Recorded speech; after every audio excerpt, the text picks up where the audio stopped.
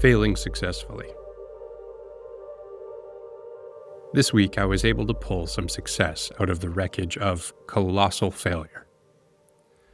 To state one of my goals for this project as succinctly as possible, I want to learn how to use 3D proficiently enough that I can use it to accelerate the creation of this project. If I'm going to get there, I have to push way out of my comfort zone. Last week, I let myself get carried away and built a scene I don't actually need right now. I learned a lot, but it was time to try to apply some of that knowledge.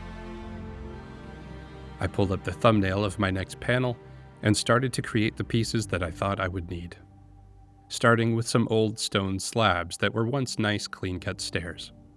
After blocking in a rough hillside, I started trying to place the stones in a loose path. I realized that they were too rough, so I built something a little more like an old mason stairway. Grass is going to take some work. I didn't like the look of procedural grass, and I thought that I might be able to get a better result if I created an assortment of cards with hand-drawn grass on them. I thought it might look a little more illustrated, but I wasn't able to get the lighting right. The hill and the cards would always react to the light differently, shattering the illusion. To keep up my momentum, I thought I'd move on to the campsite itself. Using some of the pieces that I built last week, I moved them into position, again based on the rough thumbnail sketch. However, I got this far and realized I had failed in the most ridiculous way possible. For the past couple of decades, I've been a concept artist in the video game industry.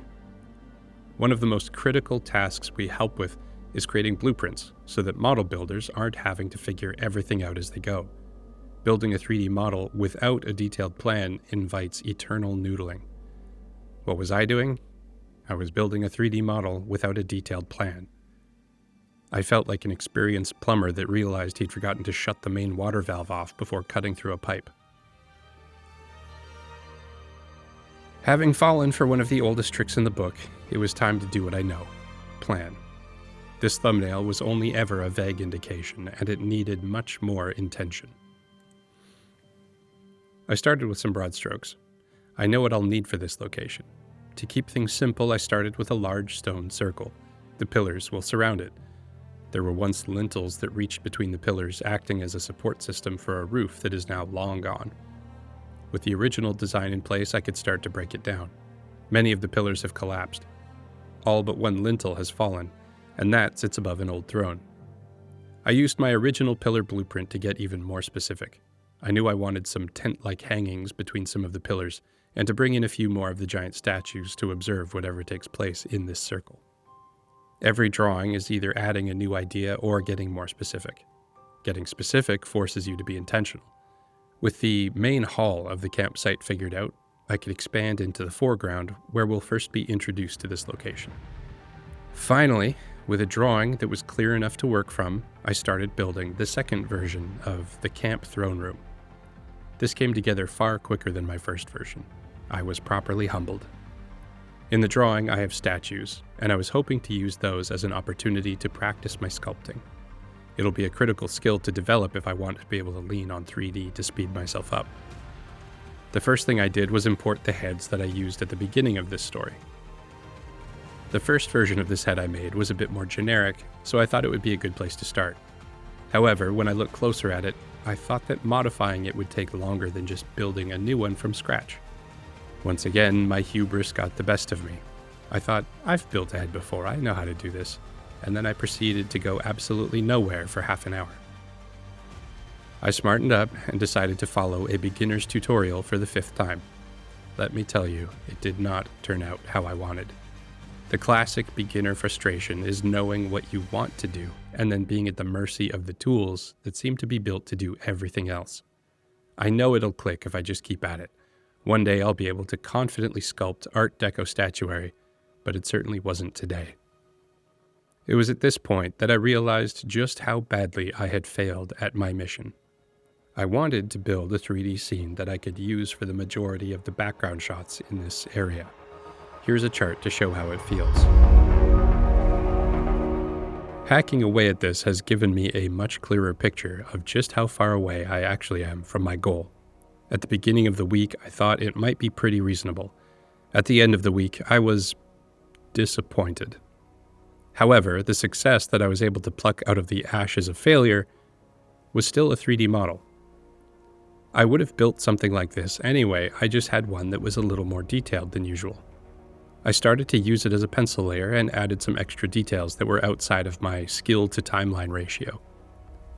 Eventually, I had the background figured out enough that I could add the figures. The Carnotaurus head has been brought back to camp, a shamefully unearned trophy, but too valuable to leave behind. This is also the most of the Entelodont that we'll get to see for now. After its dramatic entry, it's nice to give it a chance to relax and eat some grass. After that, I could place some more figures into the scene to help show scale. And finally, the Warthog returning to camp with his head hung low. I was able to pluck even more success out of the failure heap. My models are all draped in line work. It's just sitting there.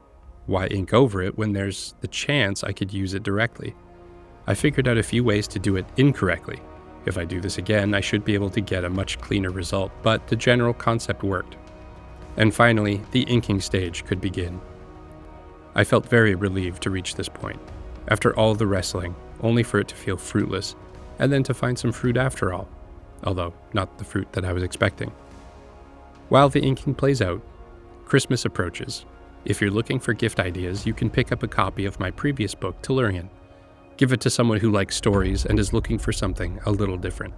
That way, you've got one gift taken care of, and you're supporting this project. For the color in this scene, I really struggled. I wanted to show that it was later in the day. I thought a nice sunset gradient would be great, but nothing I tried felt right. I decided to push it a bit further. The camp has already fallen into cool shadows, and the remaining sun is hitting the distant mountains instead. It feels less like a triumphant return for the Warthog, and more like he showed up too late. The interior is lit by inviting, or maybe foreboding, firelight. The only downside of casting everything into shadow is low readability. I threw some last-minute mist tendrils in, just to help keep the key figures more visible. With the text thrown in, this panel was complete. Man, what a battle. The worst part is, I learned a lot, again. If this had been an abject failure, I could just throw it all aside and say, well, I tried, and just go back to what's familiar. But just enough worked that I can still see the potential in it. Hopefully the next one is less painful, but saying that, it sounds a lot like famous last words. After finishing up that panel, I still, miraculously, had one evening to spare.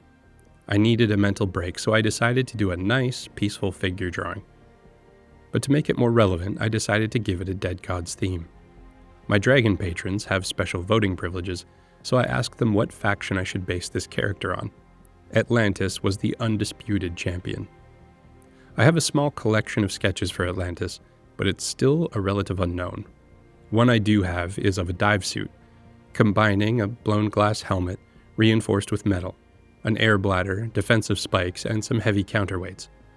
It would provide an opportunity to explore some of the mind-blowingly cool, and likely nightmarish, antediluvian ocean. Anytime a new idea hits, I'll sketch it up and add that sketch to my ever-expanding wall of Dead Gods material. Hopefully in the not-too-distant future, there will be a whole collection of Atlantean design videos. Until then, it's fun to explore possibilities like this. Thanks for watching.